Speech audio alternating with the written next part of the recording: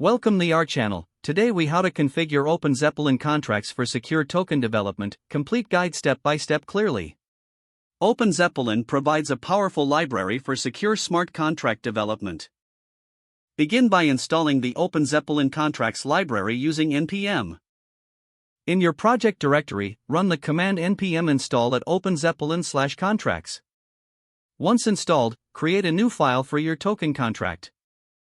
In this file, import the necessary OpenZeppelin contracts.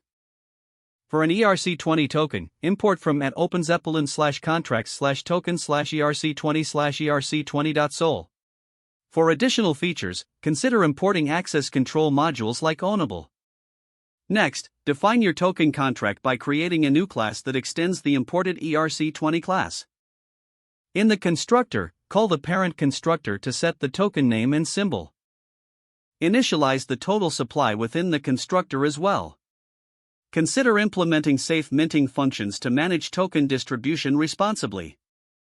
Utilize OpenZeppelin's safe math functions to prevent overflows and underflows. Incorporate features like pausing and upgrading for additional security and flexibility. Leverage OpenZeppelin's access control to manage permissions efficiently. Test your contract using Hardhat or Truffle frameworks to ensure functionality.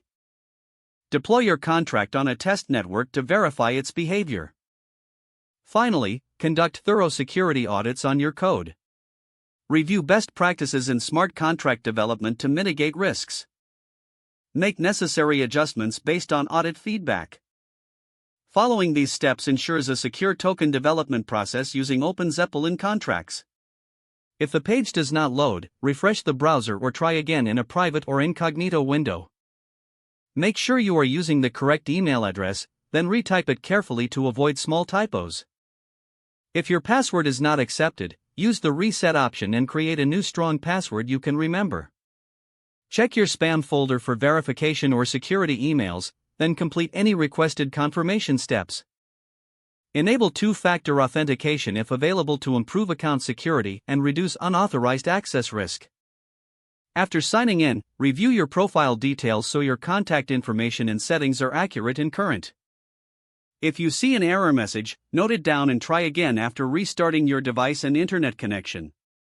Log out when you finish, especially on shared devices, to keep your account and payment information secure. Don't forget to like this video and subscribe to our channel for more step-by-step tech guides.